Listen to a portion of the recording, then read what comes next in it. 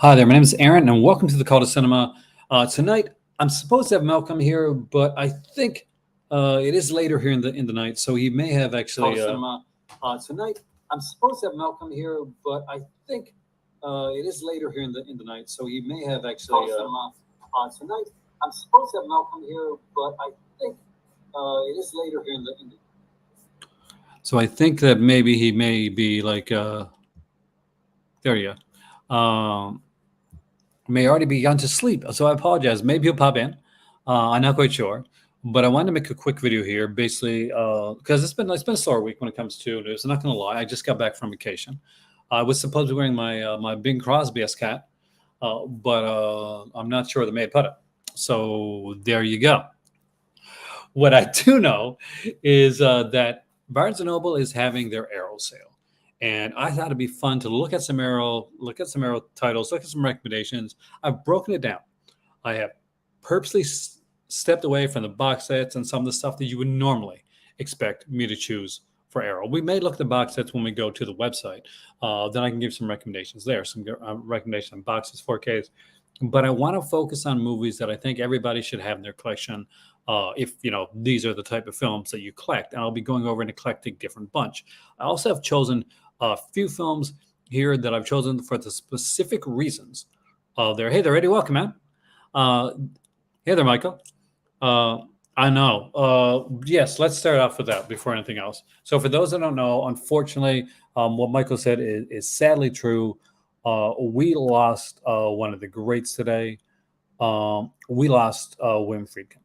Wim Friedkin, who had made movies like The French Connection, which have been in the news recently, who did, of course, Exorcist, and made one of my favorite neo-noirs of all time, To Live and Die in L.A. That is put up by Arrow, and I definitely recommend it. And you're right, Michael, it's going to be time to get out the wallet really soon. I also recommend you check out some of Friedkin's work that's not something that he wrote.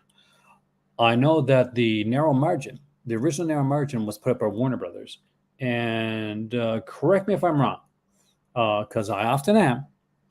I'm pretty sure that hey there, Ann Ready, hey there, Dave, that Wim Friedkin did the commentary for that release, and I think he worked on he did an interview with Tobe Hooper for the Texas Chainsaw Massacre set as well. So rest in peace, Mr. Friedkin. You will be missed. You're in your 80s, and that is a very young age still to go. But man, you packed a lot into 80 years, a lot of genius.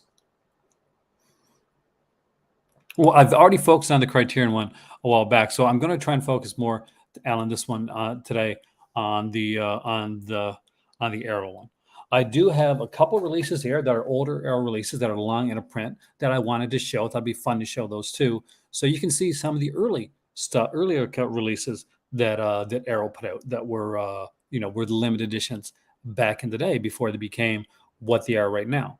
And I've stayed away from Aerodrome this time because I know a lot of you guys have already seen that. But what I've done is I have taken. I'll make sure I got titles. Am I right? 11 Arrow titles I have that are movies I think you should own. Hey there, Chris, man, welcome. Thank you so much for coming in. I have 3 Arrow titles that I think you should own for the features alone, let alone the films, for the features alone.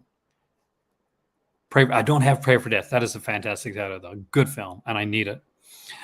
So, yeah. And please feel free to drop in your recommendations for Arrow titles. As always, this is a YouTube channel. Be sure to like, share, subscribe, do all that jazz. If you want to do the other stuff like Super Chat or Super Sticker Donate, you're welcome to. If you just want to sit back and enjoy the ride, we are here for that as well. We just want you to enjoy yourself. I am hoping that I do hear from Malcolm and he pops in. But he may have just fallen asleep on me, which is okay because I've done that to him before, actually. So we're even. But I thought before we went into anything else, I'd give you my 3 recommendations for Arrow titles that are worth it for features alone. And we're going to go to the Arrow website. So just so you know, not the Arrow website, we're going to go to, so Arrow Spaghetti Western box sets are a must. I agree. My dad, Mike, actually recently, he has the Arrow player, and he recently watched the Spaghetti Westerns on that are on there. And he's like, they have some amazing stuff when it comes to Spaghetti Westerns. Some incredibly amazing stuff. And he said, you need to get those. He said, if you don't have the Spaghetti Western box, he asked me, do you have the Spaghetti Western box sets? I said, I don't have them yet, but I want to get them. Yeah, my dad pretty much cinched it for me. My dad loves the Spaghetti Western genre, but my dad's also picky too. Ridley Scott's Legend, fantastic film. I actually have that. I don't think I got the Blu-ray though. I got the DVD. Remember the DVD edition, the kind of the one that had the where you open it up and it was kind of like a translucent cover. That's the one I got because it's just so pretty. It's just so beautiful looking, right? Such a beautiful film too. But let me give you three films that I think you should have for features alone. And the movies are good too. Like actually 4 films. We'll do 4. So first off is a little film called Mark of the Devil. Now this is a fantastic film, directed by Michael Armstrong. A great cast in this one as well. We got like Herbert Lom, Reggie Otter, Udo Kier's in this one here as well. Utterly incredible movie, bleak, dark. When this movie came out, it was a kind of a big deal. See, this came out in the whole time that Hammer was doing their Gothics, and the Gothics, the Hammer Gothics, those period pieces, Dracula's, the Frankensteins, those were the things that people were going to the theater to see. They were big. They were things that were selling. So around this time, what happened is that this here, along with movies put up by people like Pete Walker, was kind of the punk like revolution of cinema for this. They tried to go against the grain, to go against what was coming at the Hammer stuff, to do something different, something not that was a little bit bleaker, that was a little bit darker.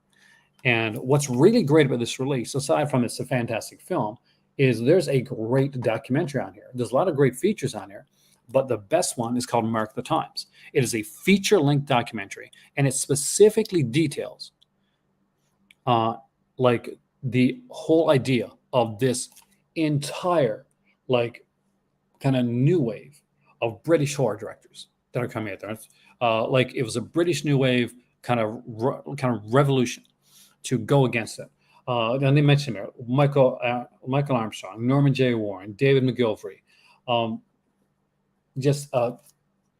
Pete Walker, a ton of people that were doing very, very different stuff. Blood and Satan's Cause is an amazing film, probably one of the best folk horror films out there for my money. I actually love that film. But if you don't have this one, Mike, definitely get this one. Even if you are only a so-so fan, get it for the documentary. It'll be worth it. I've watched many, many times. Speaking of ones where the movie's good, but the documentary might be even a bit better, this is Donald J. Campbell's White of the Eye. White of the Eye is a fantastic little thriller that was supposed to be a slasher film, just your regular run-of-the-mill slasher film. If you have ever seen this movie, you're going to know this is not your everyday run-of-the-mill slasher film. It is very different. It's very unique. And Campbell did his own different take on what a slasher film should and could be. This is a brutal film. It is insane. It's by a mind that when you're watching it, this is a great mind when it comes to cinema. But what makes this one stand apart? They have a short film here, actually called The Argument, which is actually really interesting. But Donald Campbell, The Ultimate Performance. It's a feature-length documentary on the director's life. Short, unfortunately, that it was. His life is as fascinating as anything you can imagine you'd ever see in a film. And you're watching it. I know I was watching it. And I'm like, how come someone has not made his life story into a movie?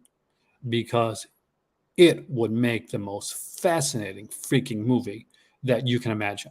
It is absolutely stunning, and I definitely recommend it. What of the Eye, the documentary, even if you're not a huge fan of What of the Eye, I recommend getting it. And I will always say this: I know Scream Factory came up with a version of What of the Eye. Skip that one; it doesn't have the documentary. Go straight to this one.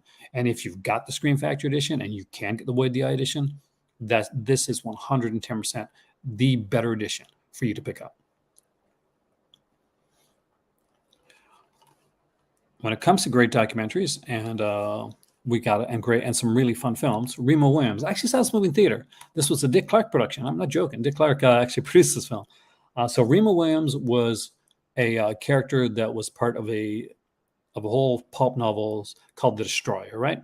So it was more serious than the character that we get here. But this is a fun film. It's fun. It's cheesy. It's very 80s. What's really neat about this, aside from having this like really super 80s kind of like time capsule, which is what this is. You get Remo, Rambo, Reagan, and Reds, the 80s action movie explosion. So you get a feature-length documentary on 80s action cinema, and it is so good, and it just makes you want to go out and buy a whole bunch of 80s action films and watch them right away. It is so much fun. You'll enjoy the hell out of it. Remo Williams itself is a fun film. The only thing that I wish that they had on here that they don't, I'm pretty sure they don't, is there was actually a TV pilot for a TV series for Remo Williams because he tried to get it done as a TV series with a different actor. We'll love to have seen that on here in the same way that if you ever buy the Blu-ray of Westworld, then you find out that the first episode, Beyond Westworld, is one of the special features on that release. Now, not quite a documentary, but still a fun little film here is Contamination. It is done by Luigi Cozzi, and Cozzi is a fascinating guy. He started out as a writer, writing for fanzines and stuff like that, interviewing the people that he would one day work with that would have a big impact on his life. He was a fan that became a filmmaker. And it is just a fun little film. So there is like an interview with Cozzi that runs a little bit, I think, over 60 odd minutes on here. And there is not a wasted second in this 60 odd minute interview. You will be enraptured with him talking for the entirety of it. His story and his life and the way that he came up to get into cinema is absolutely fascinating. It's a fantastic watch. And I do love this film, but I do think that watch may actually be even better than the film itself. Also, we get Chris Alexander from Delirium Magazine doing a commentary on there, which is always fun. So those are 4 releases that the features are just as good. Sometimes it depends on your like of the film, or better than the films themselves that I wanted to give a recommendation to. I also thought, just for fun, why don't we show 2 films in a format that you may not be familiar with if you're a newer Arrow one. So if you buy Vinegar Syndrome or you buy Scream Factory, you're probably familiar with the Texas Chainsaw Massacre 2 and the versions that came out for both of those, which is fantastic. But for me and for my money, still the absolute best version, just the best looking version anyway, not the best, I'm not going to say the best looking quality, but the absolute best set of Texas Chainsaw Massacre 2 is still this one right here. I just love the aesthetic look of the set. So when Scream Factory announced that they were putting one out, I just wasn't too interested. And I'll eventually maybe get the Vinegar Syndrome 4K edition. But for me, this is my baby. This is the Texas Chainsaw Massacre 2 that I go back to. I've got the DVD edition of it. But when you open this up, because it's like back in the in the thin box days, but it's still actually I had this for a while, and it's still like fantastic quality. So you open it up, the artwork on the inside is absolutely fantastic. You can see when you open it here the art on the inside. This was in the days when they numbered things, guys. So this is number 1906 of I think of like 10,000 or something like that. City of the Walking Dead was a big announcement. For those that haven't seen it, it looks like we are going to get from Arrow Video, according to one of these postcards anyway, the Coffin Joe set. So I saw that online. So if that was real, if that was true, then I'm excited about that. But not only did it have like the Texas Chainsaw Massacre, but it had early works by him, both in Blu-ray and DVD. So Alan, you would like this. And I love this. You got this beautiful picture of Chop Top right here. Yeah, Dennis Hopper's character right here as well. Not gonna lie, literally, it's hot here. I forgot his character's name. And you have this amazing book here as well. And it is just a fantastic read. It's got some wonderful stuff in here. It stuff from Brad Stevens, from Callum Watto. Remember Callum Watto used to work with Arrow Video? John Kenneth Muir. Just a whole bunch of people like doing some great write-ups on here. Some absolutely fantastic artwork and behind the scenes photos. Just some stuff that absolutely amazing to read and to see. And I thought it'd be fun to show you guys here tonight, to do something just a wee bit on the different side, and do this in between some of the releases. One of the big releases that they put out more recently was they put out a Blu-ray and a 4K set for one of my favorite films, Battle Royale. Just a really, really good movie, and that sometimes doesn't get the credit that it deserves. But they did initially do. Hey, they're rolling. Welcome, man. A really cool Blu-ray edition of Battle Royale before the new one they put out. And that is this one right here. This is a Battle Royale limited edition set. And we'll actually look into this one. Do a quick look into this one as well. Because it is so loaded with stuff, you're kind of not going to believe it. So we get some amazing artwork here on the inside. This here is the theatrical cut. So limited edition theatrical cut. Could you kill your best friend? Absolutely fantastic. And right here, I think this is the director's cut. Yeah, so this is there you go, director's cut. Today, I killed my best friend. It answers that question for you, right? And look at the artwork. The artwork is absolutely fantastic on here. So you get a director's cut on there, you get a theatrical cut. Where do you go from there? Well, where you go from there is you get the special features here on a third disc. 42 students, 3 days, 1 survivor, no rules. Absolutely stunning artwork on here. You dive into this one right here. Love this art. You open it up. And what exactly is it?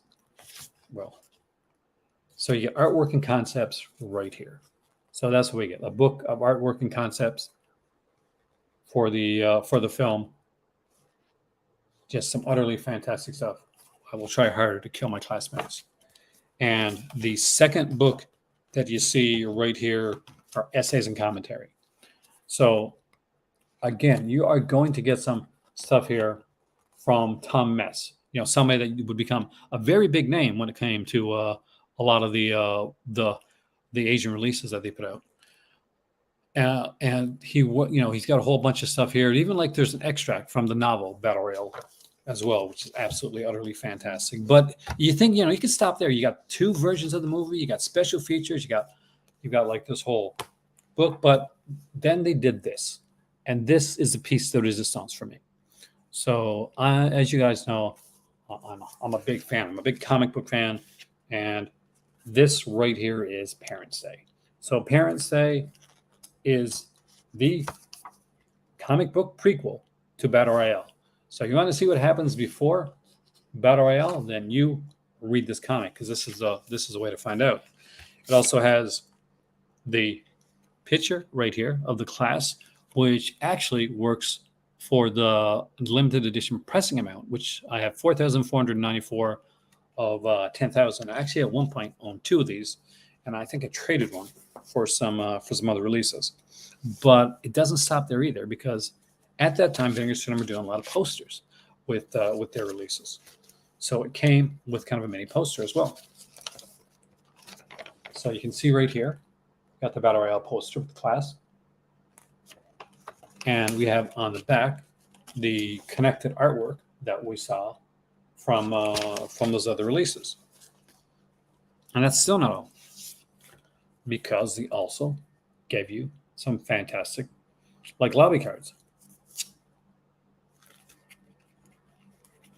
Just some wonderful things here. And I don't have the new release, so I'm not quite sure if all these things like the lobby cards or the poster stuff were carried over. You guys can let me know. But some absolutely stunning stuff. This is actually a really creepy one right here. And what's really neat is on the back of it, like they were trying to welcome to Arrow Films. So you got this here thing, which has a bunch of the releases right there on the back. It's on every one of them. And it's just amazing. I wanted to show that because it's something that I don't see people show off very often. And we're going to get into it. But I see some people have, maybe they're just like, when are you going to get to showing the other stuff? Well, sometimes it's fun to show things that don't get shown up on screen a lot. So there we go.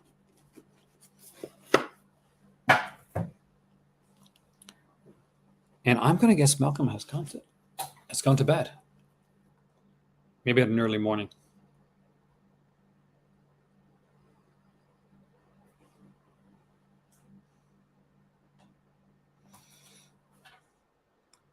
But I want to get to the website because I guess it's just me tonight. And let me dive into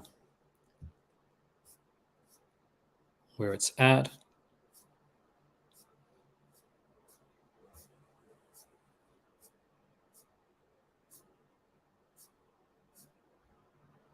Come on. It's not books we're looking for. It's music and movies.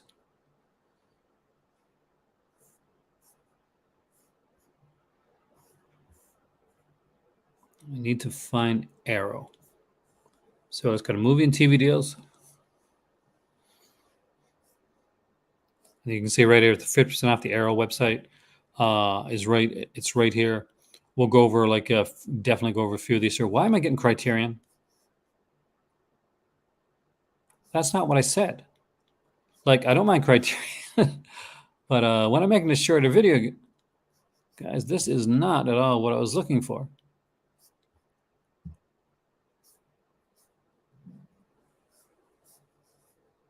Because we were right there.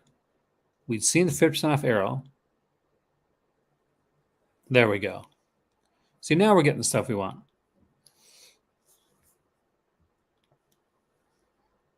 Take part in I did not take part in the Kino summer sale, Jaden. I wish I had. A lot of my friends did, and got a lot of good stuff. I'm not sure if my dad did. My dad usually takes part in the Kino sale because he buys a lot of 3D films. And of course, they work with 3D Film Archive. They put out a lot of 3D releases. So there's a ton of stuff there that I liked, and I went through a whole bunch of pages because it was a good sale.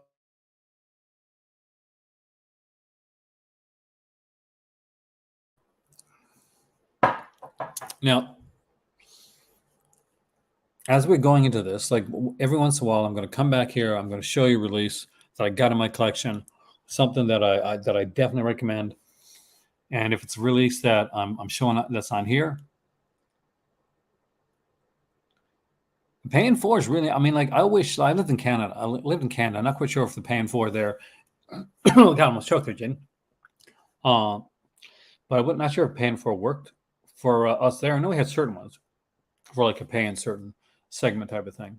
Because I think back when I initially got my Xbox Series X, that's how that worked at that period of time. And it was paid off really quickly, but it was nice to have that kind of breathing space. It's really important especially when you get sales like this, man.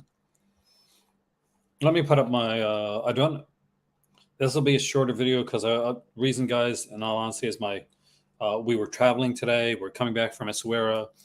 I'm working on a video, a little kind of for my Patreon, my kind of a travel log thing, showing off basically where we're at, showing some of the stuff. So I haven't been able to charge my stuff at all yet. We went to Daydreamer because you're huge. Oh, Rankin Bass. Are you a Rankin Bass fan? Nice. I grew up with Rankin Bass. Well, not like them, but their releases. We got some bestsellers right here. Blood Money is a fantastic one. I think this is one that my dad mentioned to me recently. Waterworld was actually one I was going to put on my list because I absolutely adore this film. I know it gets a ton. It gets a ton of hate. I found it really interesting to see what like ads come up for my for my videos. But I absolutely love this one here. Last House on the Left is here, right, with a brand new one as well. We got Tremors, so it's a 4K release with HDR on that one as well. Shawscope Volume 2. You know, a lot of these here sell themselves. Like I don't have to sell I don't have to sell a lot of these. Like you know what I mean? Like a lot of these here, like definitely are titles that kind of sell themselves. But as we go through here, there's gonna be some neat stuff to look at. Now, with the Jello Essentials collection, just be careful, look at them ahead of time. Make sure that they're not ones that you've already bought previously on their own. So to give an example, this is an absolutely stunningly beautiful case, and it's called Jello Essentials Blue. Just look how beautiful that looks. Just how amazing that case looks. How sexy that look on your thing. However, this here has 3 films in it that you may have already seen. So just to let you guys know, I'm going to go to Jello Essentials Blue Arrow. And when we get to the limited edition of that one, you're going to see that it has the forbidden photos of Lady Above Suspicion. The Stuff is a fantastic film. You got good taste, Jaden. Larry Cohen is one of the kings, man. And you also get Death Walks on High Heels and Death Walks at Midnight. Now, Death Walks on High Heels and Death Walks at Midnight were a set that was put out previously on their own. The Forbidden Photos of a Lady Above Suspicion also was a release that was put out on its own before. So when you're getting some of these releases, just make sure that you know what the films are that are going in there. Like if you got the bones to like buy a secondary copy, or say you want to buy this copy and sell your single releases, that's always a choice you can make as well. As far as I know, hey there, Dave, welcome, man. Because you already have the movies. That's the thing. Jello Essentials Black, which is one I picked up during the last Arrow sale, is the only release from the Jello Essentials collection from Arrow that have titles, 3 titles in total, that have not been released separately through Arrow before. Everything else has titles that has been released before. Now, if you missed out on the box set, if you want to get them all together, then it is a fantastic, absolutely wonderful way to do it. But just make sure that you don't already have them, or you have a way to offload your other releases before you go into that. We can see Blood Money right here. We got like 4 Westerns all together here. And look at this artwork too. It's absolutely fantastic. Yeah, see, that's the thing, like Jaden, every single one of these, like except for the black, have titles that are in other sets, either in other sets or other releases. The same thing happens when you look at the Sergio Martino set. Because the Sergio Martino set, all those movies were released previously elsewhere. One of the things that is kind of like, I'm not huge on about like the Barnes & Noble website. Now, the reason I got this Arrow site opened up, by the way, is if it's a set, they don't tell you what's on. You got to go in there like most of the time and actually find out yourself. And there are some great releases here as we're going through. You know, I'm not going through like I'm mentioning everything just because there's just some stuff here that are that are just that it's a hot day and you guys. So one of the things I picked up, and it is waiting for me in Paris, is Wild Things, the 4K release of that. I'm a huge fan of Wild Things. I really wish they would have released the entire series. There's 4 films. It's a quadrilogy. I only have the GE Black. Didn't need the rest. Same with me, Mike. Like I had all the rest. It was only the black one that I needed because the films weren't released before, and I love the films that are in the black one. I don't have the set on me yet because it's still in Paris. But absolutely stunning stuff. And with that, let's do, before we go on for any further, let's go do a couple of my personal recommendations, single titles that I recommend people pick up if they haven't already got them. And I've tried to choose quite a wide variety of titles here. So it's not just action or horror, but there's a bit of everything. So we'll start off with one that is kind of in the more of the humorous vein, but it's definitely got its darker humor aspects to it. And it is The Last American Virgin. You know, it's kind of a remake of a Israeli film called Lemon Popsicle. Popsicle is a whole series of films, actually, on Popsicle series. It's a shame you can't buy the box packaging by itself, Dave, because early on, I remember when Arrow used to sell like boxes, especially for some of their like Ferner Gentle set and for like one of the other sets that they did as well on song. But this is an absolutely fantastic film. If you haven't checked it out, it's very much it's got a fantastic score, a great '80s film, and definitely sticks out. It's one that definitely recommend you have in your collection. And on a completely different, so you can just see how different we're going with this, is this right here. This is Scalpel. It is what we call a Southern Gothic film.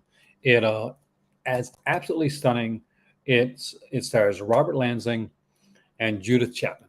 So Judith Chapman is probably best known for her soap opera work, but this is definitely for me, it's the best thing that she's ever done.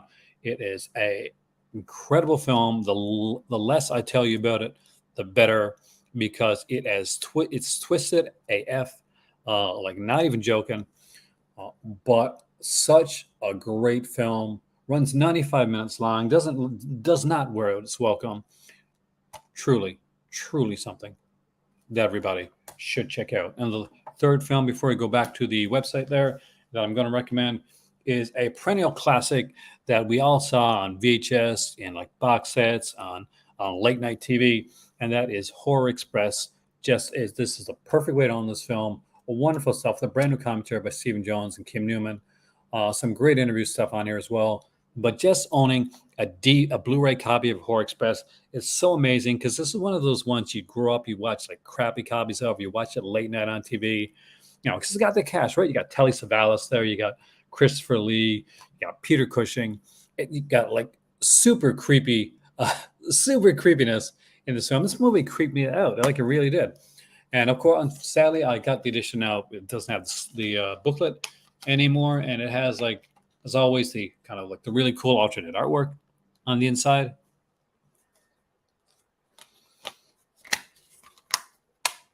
But let's get back to those their releases, because that's what you want to see. And there's definitely some stuff here that I can strongly recommend. If you're a fan of the Asian cinema here, there's some great stuff. Hand of Death is here. We have Come Drink With Me. A Lover's Lane is a fun little slasher film. Now, I'm not going to tell you it's the best slasher film. It's not. It's not the best slasher film, but it's an interesting slasher film, and it does deal with that whole anthology of the Hook. The anthology, sorry, that like that kind of that the idea behind the Hook. So the Hook is a story that everybody's heard. Basically, the original idea behind the Hook is this. It's one of those, urban legends where guy and a girl are making out. Girl starts to hear some scratching. She's like, no, let's stop. Let's stop. They got the radio on, got music on for background, right?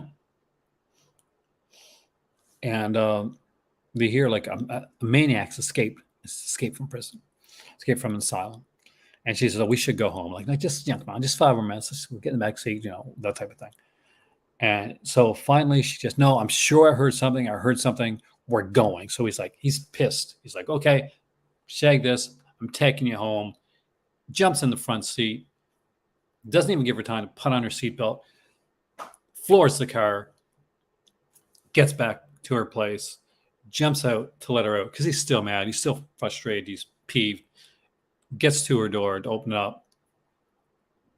Turns white, passes out. She gets out of the car, looks down at him, turns around, she sees a hook with a bloody stump onto it because he was just about to open the door when he peeled off and the hook went with it. Anyway, that's the urban legend of the hook. You know, it happened to a friend of mine type of thing. This is not what Lover's Lane is, but it does play with the concept of a hook killer, evoking the urban legend. And Jaden's not wrong when he mentions Hook was a bit duller than probably was hoping for a late post 90s slasher. Like, don't go into Lover's Lane expecting Valentine or Urban Legend, which, you know, is literally a movie about urban legends itself, because you're not going to get that.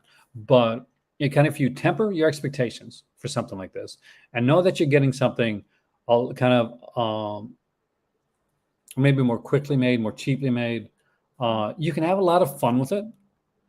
Especially the Lover's Lane, and I would recommend this, is one to watch with a couple people. It's got Les Nessman from WKRP in Cincinnati. I apologize, I do not remember the actor's name, and a couple other actors in it that are actually are known names. But it is a bit of a slower one, a bit of a slower burn. It is a little bit easy to figure out portions of it, but it does have a neat little kind of a twist in the end that I did enjoy.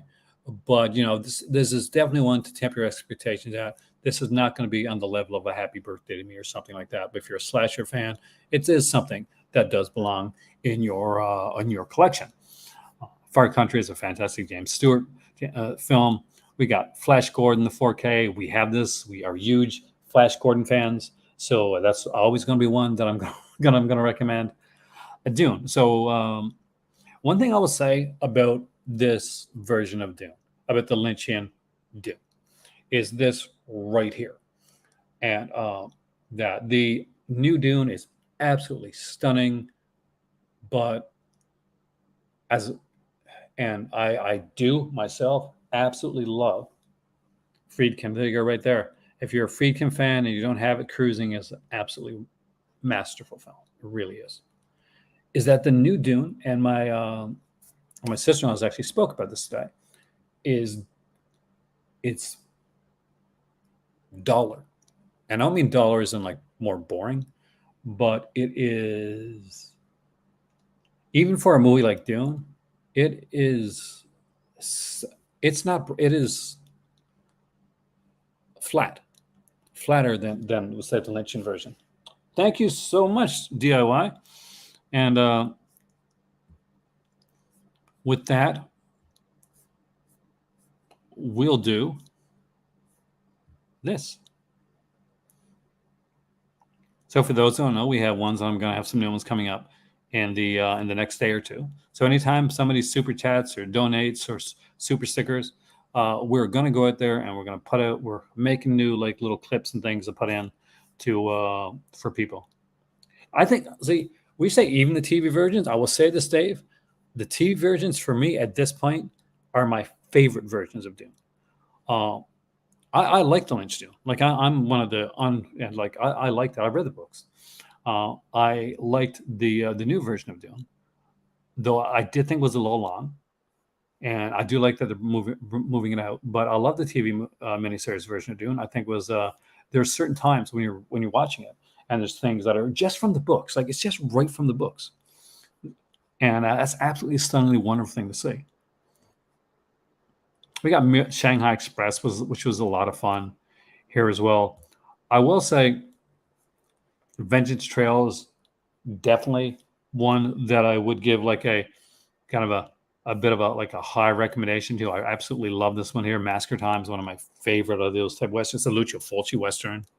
Executioner Collection is another one that I really. I'm a Sonny Chiba like fanboy, so I do have a bit of a bias when it comes to that. Gosford Park is just, this is again one of my sister-in-law's favorite film. She just absolutely adores everything about Gosford Park. For her, it's one of her perfect films, and I truly get it. I really do.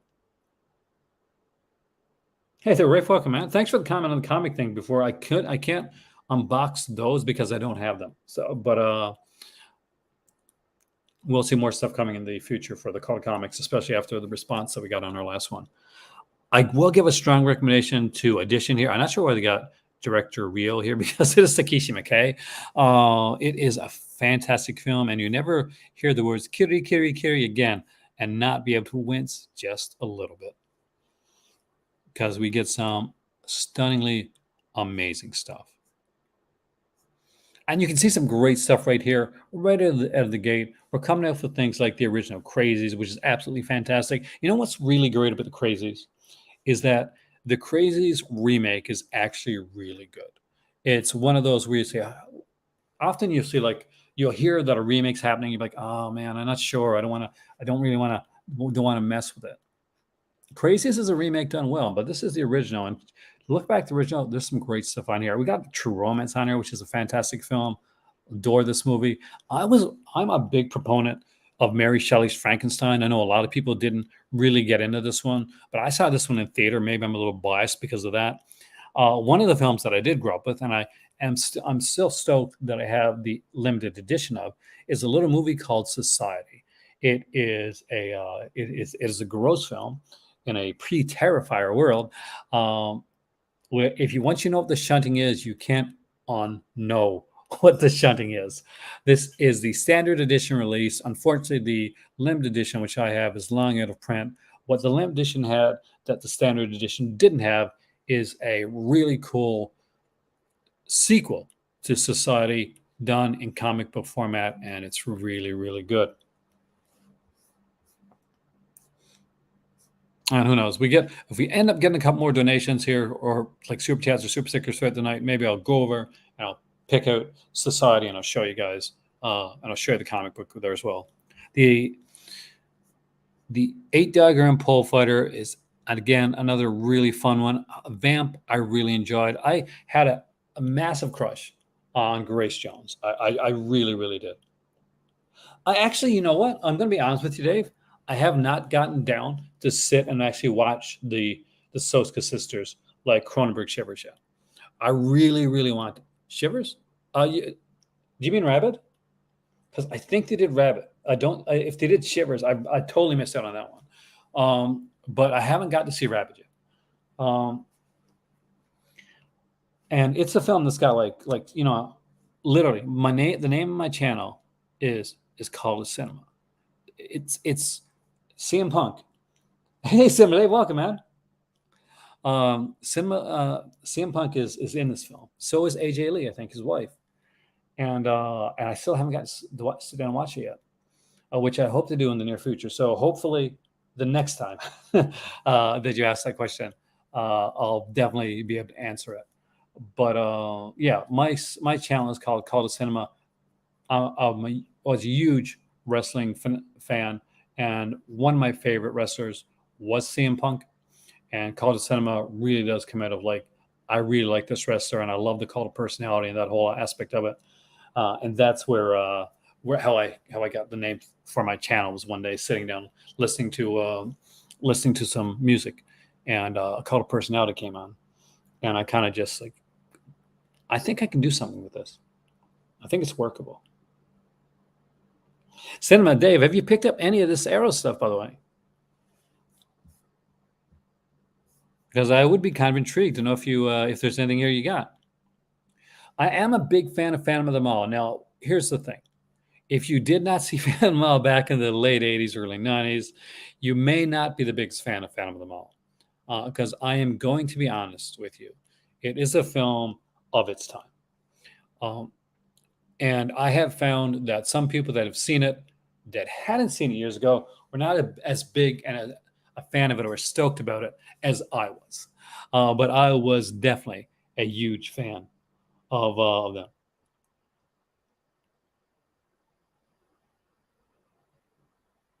Fled. Oh, I remember that movie, Ralph. It's been a long time since I've seen it, but I remember it. So we can see the original Dark Waters here. Of course, the remake was done with Jennifer Connelly. I was not a huge fan of that one, but I did love the original Dark Water. I think it's such a good film. And speaking of like originals that got, and the remakes got it completely wrong. Here's Pulse. Pulse is an absolutely wonderful, wonderful film uh, that I do recommend strongly. Like I know some people have just seen the North American version of Pulse, or maybe seen the two sequels that are what they are. And I have them. I don't mind them for what they are, but they're definitely not on the level of Pulse. So if you haven't seen the original, I really, really do recommend you check out the original. The original Django is a fantastic film with Franco Nero. We got Ginger Rogers in the major and the minor, which I guess some people might see as slightly more kind of problematic, but it was a silly little film back in the day. That was fun. My Stepmother's and Aliens is another one that I actually had a lot of fun with. You get to see two Buffy characters long before they're in Buffy, right here. And here's one that was mentioned. I think it was Alan that mentioned it. Is we have Legend right here with an absolutely stunning cover. Uh, And if you're a fan, we got the Solid Metal Nightmare. That is the films of Tsukamoto. You know, just incredibly hauntingly beautiful visuals in this right here. So for those that know, Tsukamoto is the guy that put out movies like Tetsu, the Iron Man, and sequels and like other films, like basically of that ilk. And they're brilliant films to watch. But you really do have to be in that mindset to watch these here films. Flatliners is actually a favorite on my better half. This is one that we looked at buying during the last sale, and I did want to get The House That Screams with Lily Palmer because I actually really dig that film. Yeah, they are released To Live and Die in L.A. Rest in peace, William Friedkin is right. Live and Die in L.A., as I mentioned earlier, by the way, is one of my absolute favorite films and is my utter favorite neo noir. Um, Deep Cover is a good release. And quickly as we do before, I'll give you three more recommendations as we go before we go back to the website. And I'm going to start with Nico Mastorakis' The Zero Boys, a film that is an absolute stunner of a movie. You go in, you think you're getting one thing, it does a 180 degree turn. You get a completely different film, and it is absolutely fantastic. You get a score on this movie from Hans Zimmer. I kid you not, Hans Zimmer does the score for this film, and we get 80s perennial favorite Kelly Maroney, right there. That's her right there. From Night of the Comet and Killbots, among others. Killbots. Oh, sorry, Chopping Mall. In this one, and it is a really good film. It is tense. It is fantastic, and I definitely recommend it. Along the lines of just fantastic films, I'm trying to do different things and show you different releases. This one right here is Crimes of Passion. It's a Ken Russell film. When I used to rent this on VHS, there were two different versions of it. There's a pink box and a blue box. One was an R-rated cut, that was the theatrical. One was an unrated cut. This here gives you both cuts of the film. You get the director's cut and the unrated version of the film. You get an audio commentary with Ken Russell on here as well as the screenwriter Barry Sandler, and it is a fantastic film. I 100% recommend it, and I love the fact that on the inside of here they include a Blu-ray and a DVD, and to give you a throwback to the different color cases. There's a pink, and there's a blue. And last but not least, before we go back to the website, because I know that's where you want to see it, you want to see my face, is the One Missed Call trilogy, which is the only semi kind of box set that is here, because I think people really miss out on this one. It's not lenticular. It's just got it looks like it is, but it's not. It's just got this uniqueness to it. Three films, I absolutely love all three of these films. Takeshi Mikai's original 2003 One Missed Call, though, is an absolute banger of a classic, and adored this one here. Of course, they made a remake of this one, which was not half as good, but there's some great features on here as well. You get an hour-long archival documentary on here, archival interviews with some different people. You get a half-hour archival documentary on part 2. You get some interviews with the actresses and stuff in part 3, And you get The Love Story, which is a short film. It was a tie-in for a One Missed Call final. And I definitely recommend that. What you guys don't know, and I'll see if I can show you guys, is I have kitty cats around me right here. See if I can see. See if you guys can see them. Can you see them? There. See? We were gone for the weekend, and when we were gone, hey, sweetie, it's okay. They were missing us. So since we got home, they've been like crowded around us, and my better half's asleep right now, so they're crowding around me, and they're adorable. Be cool if I ever bring back Shadow. I would love to see those Winter Box editions come back, man. I have talked about that so much, Ragnar. It will be so great to see those. For those that don't know, I don't have their releases right here, but they did like a bunch of like that was their thing. So you would get to choose between one of 4 covers, and it would be like there would be a white, usually a white case, and you could change the artwork around, and you could choose from between 1 and 4 covers. There'd always be like kind of a poster on the inside, a lot of really good stuff. As we dive back in here, you see some great stuff. I think Crimson Peak is an underrated film. The Loveless is, again, Willem Dafoe. I thought he did fantastic. The Dead or Alive trilogy is one that I found to be a lot of fun. Best case, of course. I have. What the heck happened there?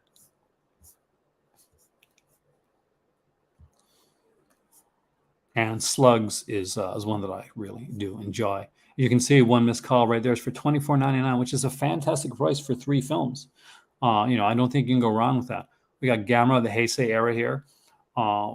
Definitely recommend that. Did just a fantastic job. It was a reinvention of Gamera to make him into a very different character and give you a very different trilogy than you got with the Showa era of Gamera. You can see that The Hills Have Eyes is here as well, 50% off. We got like Horror Express, which is one that I've already recommended on here, and I showed on the channel as well. We got the Showa era of Gamera right here. So the Heisei era is 4 films, and the Showa era is definitely more than 4 films. I have the big box of it over there. And Don't Torture Duckling, and I guess that means it's time to show it. So I actually have Don't Torture Duckling as one of my choices right here. It is a fantastic film by Lucio Fulci.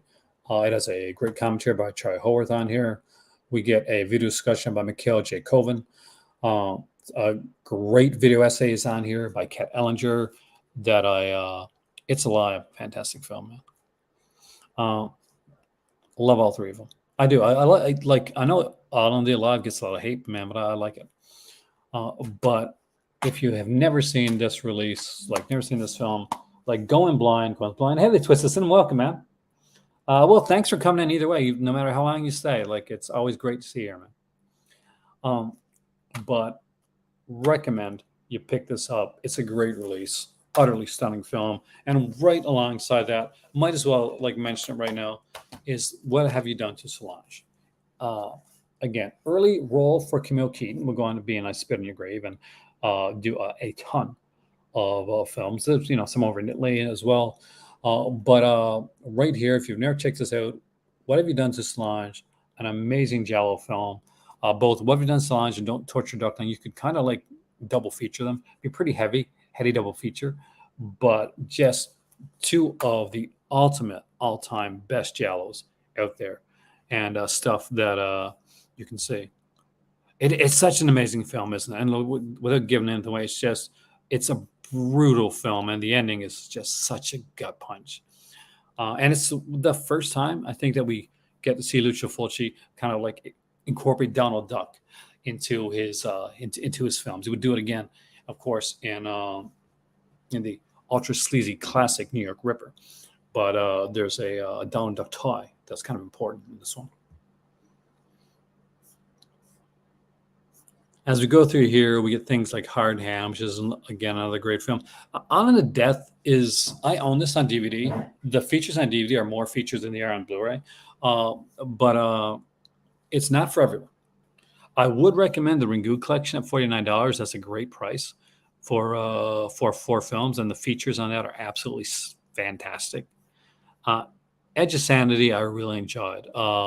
Your mileage may vary depending on how you feel about Edge of Sanity, but I absolutely adored the film, and it had just unique, different take on the Dr. Jekyll and Mr. Hyde thing. Um, and basically, there's as always for something like this, we're getting like kind of a drug metaphor as opposed to like a DID metaphor, like a disassociated identity disorder metaphor. We work more with like a with the drug metaphor with this one right here. You can see the birth of crystal plumage. It started a whole new like level and genre of Jello, a whole new type of Jello. We went from like a jet set Jello, uh, like kind of a miss. They have a mystery, but like there'd be usually something attached, like something glamorous, to this like Jello that was really set on beauty and murder set pieces and the beauty of the murder itself, which it seems like an insane thing to say, but if you watch any Argento films, you know exactly what I'm talking about. We got Deep Red there, which is kind of, for a lot of people, it's the definitive take, and it's the last word on Jello and Jello filmmaking. It's just so beautifully done. Uh, that's the thing with the Jello film. It doesn't always have to. Everything doesn't always have to like fit together perfectly. Everything is not going to make sense, but it's almost that nightmarish quality, that extra little bit of dread on unease and unusual, like it's there, it's happening. The overall plot is something that you can understand, but there's something different and scary and nightmarish about it. There's a sequence in Deep Red which is a direct like influence to the Saw series. The character of Billy, the puppet in the Saw series, is based off of a of the this odd, unusual, like animated puppet that comes in Deep Red. It's a horrific looking thing that makes no sense for the film, really doesn't have any play with anything else in the film. And it's almost like a MacGuffin to a murder set piece that is only there to haunt your nightmares. That's the only reason I can see it being there. It is so horrific that it's more horrific in ways, especially for me personally, than any of the murders in the film itself. And that's what gave me nightmares. The murders didn't give me nightmares. The killer didn't give me nightmares, but that dummy, like kind of like flailing with the head cracked open, that gave me nightmares. I got the original Children of the Corn, which I'm not going to lie, I have never been an amazingly big fan of. I did like Last House on the Left. I will say again, it's not for everyone. The Count Yorga collection, I think, is a lot of fun, but the Count Yorga collection is different, and sometimes it may not be taken upon in the same way that you would take upon a lot of these films right now. And that is basically, Count Yorga came at a time when it was a huge breath of fresh air. Like I mentioned early on, when the whole new British New Wave was coming in, it was kind of like bucking the trend of what Hammer was doing with their gothic like vampire and Frankenstein films. Count Yorga came along and it modernized the vampire. And what we were seeing in the theaters at that time period were gothic films, were vampire films from back in the day, from Taste of Blood of Dracula. Dracula's Risen from the Grave. Fantastic films, by the way. But this was something different. This was hitting upon not just maybe a younger audience, maybe a little bit of a hipper audience, like if you want to say it like that, but a more cynical audience. The Count Yorga series of films are very downbeat films. It is brutal. These are not films with a happy, good, triumphs over evil type of ending. Trust me, when you watch them, you know exactly what I mean. It's something that you'll see. Spoiler alert for films from the 1970s, but it's absolutely fantastic collection. But you have to understand, at the time, we were used to seeing Christopher Lee and Peter Cushing, or Christopher Lee fighting Andrew Keir. And at the end of the film, Dracula, we knew Dracula would come back in the next film. That was going to happen, but he would be defeated at the end of the day. And it was done back. It was a period piece. It was done in and of its own time. This is not like that. This is at the time. It's a modern film. It's set in present day. It is set in the 70s. So it kind of dates itself there with the 70s aspect of it. But you also get this film that's a lot darker than you would see, especially part two. Part two is like super dark. How High? I just really like this film. And I think it is a super underrated release that more people should pick up. Female Prisoner Scorpion is another fantastic one as well. Jello Essentials Black. Here's one, guys, that I will mention here because it does have releases that are not anywhere else except for in the set as of this recording. There are 3 films in total. We get Smile Before Death, The Weapon, The Hour, The Motive, and probably the most famous one for me was The Killer Reserve 9 Seats. That's the one that I remember the most. Looking at Jello Black, it is such a cool set, isn't it? Because it's got that unique kind of old man mask to it. It's really kind of creepy and kind of cool, but utterly fantastic one. And you can see The Killer Reserve 9 Seats. What do we get? We get a Kat Ellinger freaking commentary. Gotta love that. Now, again, absolutely stunning release. You know, look at this cover. Look at the artwork on this right here. Just brilliantly done. Amazing stuff. This actually creeps me out a bit. But strong recommendation on that one right there. Definitely strong recommendation. Speaking of some strong recommendations, Herschel Gordon Lewis set. Now, this is a smaller set. It's more compact, but it'll fit nicely on your shelf as opposed to what I got with my cereal box set. It's a really nice set. What's really neat about this is they are definitely a lot of them are of the splatter genre, and you kind of gotta be into that genre to really kind of appreciate some of the stuff that he did. But one of the neat things about this is that they include a documentary to put you in that mindset to not just like watch, but just like be able to truly appreciate, understand, and be excited for some films that you may not have been excited about like otherwise. This set and that box and that documentary specifically will get you excited to watch films that you may not have been excited to watch.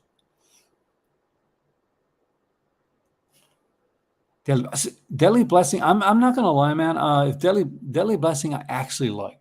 I'm literally like one of the. It's if you're talking about like the Wes Craven film, that's one that I really enjoyed, but I'm in the minority when it comes to it. Graveyards of Honor, both versions of the film are here.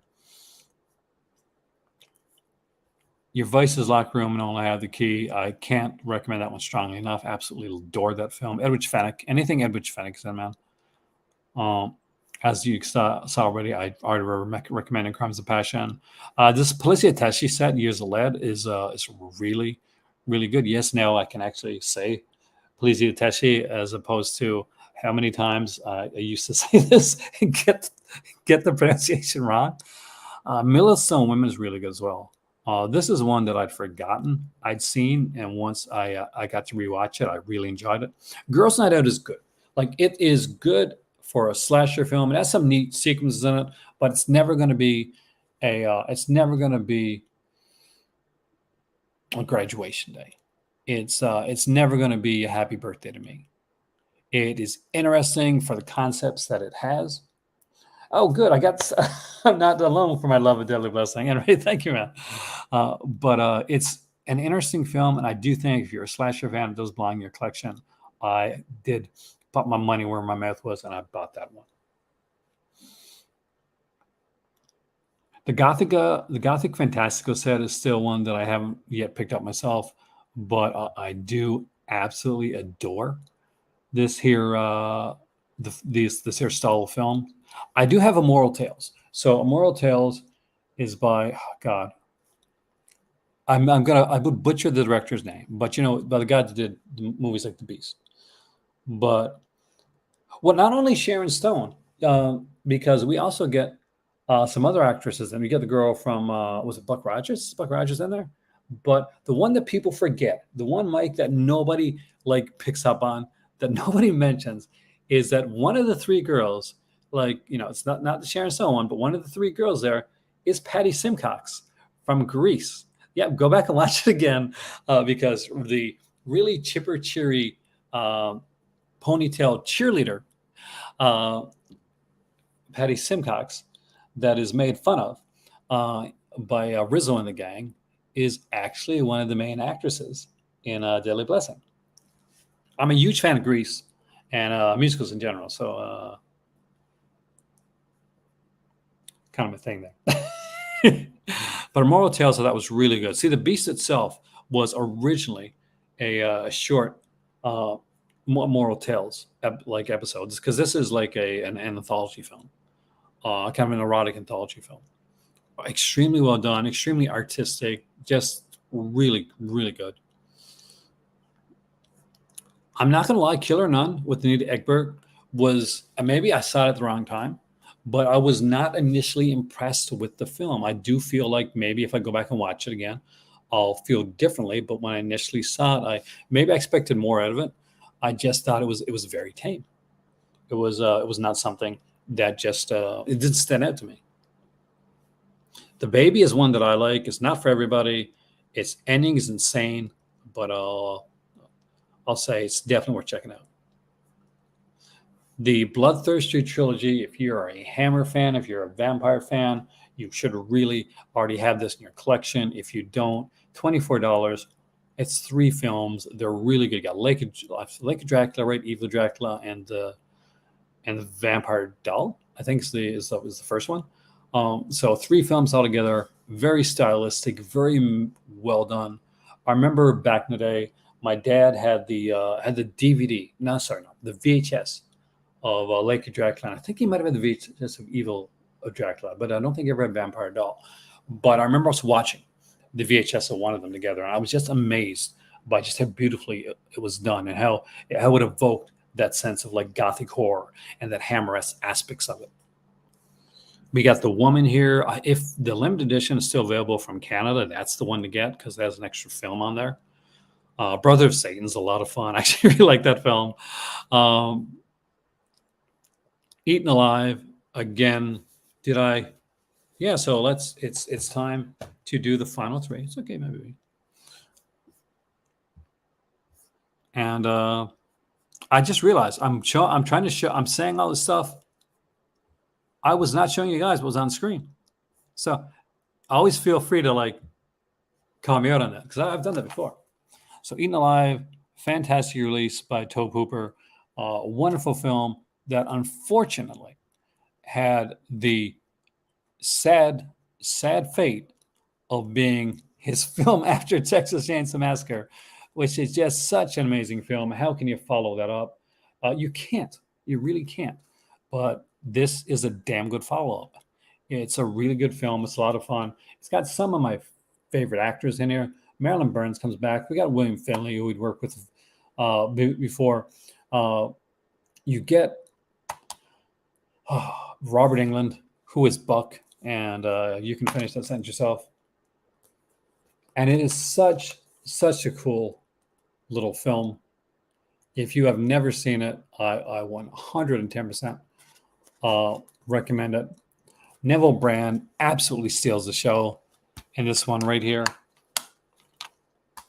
And we'll go for the last 2 because I'm getting tired. It's been a long day, and my phone is over there plugged in, but my iPad's at 10%, so I do apologize. It's Black Mama, White Mama. This is the alternate artwork. The original artwork for that one is right here. So you choose the artwork that you like. I just like the more exploitation-y like type of art to it. That's a better look for Pam Grier right there, the beautiful Pam Grier. This is not your average current Pam Grier film, by the way. This is very different.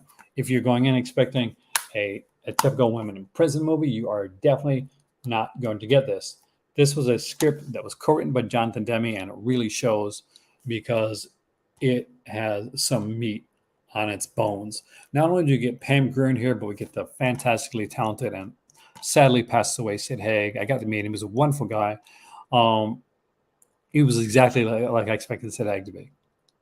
But a great film, just not at all like what I was expecting when I watched it. And it was better. It was better than what I expected. Right here is Shock Treatment. And I'll say it the way Richard O'Brien said it. Shock Treatment is known for that film that came after Rocky Horror Picture Show. But it's not a sequel to Rocky Horror Picture Show. It's not a prequel to Rocky Horror Picture Show. It's an equal to Rocky Horror Picture Show. Now, a lot of people wouldn't agree with that. But that's them. That's those people. And this is me. And I absolutely adore this film. This is a limited edition. They actually had 2 limited editions of this one. And this was the one that I picked up. So just to give you an idea, like there's a standard edition now, but I was so in love with Little Nell back in the day, man. Opened up here, so you got the Blu-ray, and behind this Blu-ray here is the soundtrack for Shock Treatment, and it is really fantastic. Here you get the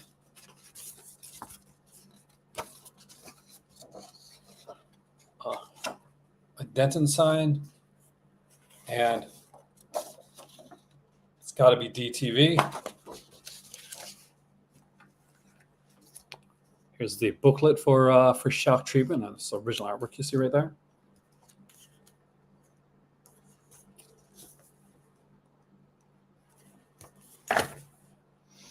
And one of the neat things that they did for this, I won't take it. I'll take it to show you guys. Is basically, so we had character cards, right? So there's like the nurse, but you can change it and take the nurse, put her body, and make her. Or you want to really have some fun with it, you can do this. It's a lot of fun, and it makes total sense when you realize this is Shock Treatment. This is a Richard O'Brien film. And this is my final recommendation for tonight. Hopefully, I will get to do a follow-up to this with Malcolm tomorrow. So Malcolm, I do apologize, but tomorrow is Tuesday, and I think Terrorvision said that they were going to do like an announcement for tomorrow for Terrorvision Tuesday. So I'm actually kind of excited about that. So when that gets announced, we'll definitely be talking about that here on the channel. So hopefully that'll be happening tomorrow, because tomorrow's Tuesday, right? I got the day right for a change. My name is Aaron. I want to thank you so much for joining me here tonight. If you came in, came out, if you kind of came back in and out because I was rambling for a bit. Malcolm, hopefully. Hey there, Maddie. You came at the end. If you came here a bit earlier, you could have jumped in on the video. But unfortunately, my computer's dying. You know what that's like. I Want to Be Sedated. No, I Want to Be Sedated would be, it's like a fantastic Ramones song. Shock Treatment is actually the main song, but there's a lot of great songs on there, including songs like Bitchin' in the Kitchen and Do a Duet, which is absolutely fantastic. But I want to thank you guys for joining me today. We should be back here tomorrow, where I actually should hopefully get Malcolm on the channel to talk about Arrow Video, give some of his recommendations as well. And if we get that, if Terrorvision comes to the Terrorvision Tuesday announcement, I think that's tomorrow, right? If I saw it on Facebook and it came out right, then we'll be able to talk about that as well. So I will see you right here tomorrow in the Call to Cinema. Have a wonderful night. Thank you guys so much. I want to give again a big shout out to DIY for coming in and giving us the special movie games. Will be a lot of fun, actually. Let's talk about that soon, Maddie, because that could be a thing. And to come in and like give a super chat. We always love that. Always upset the channel. So I'll see you guys soon, right here. Movie games. That's a great idea in the Call Cinema.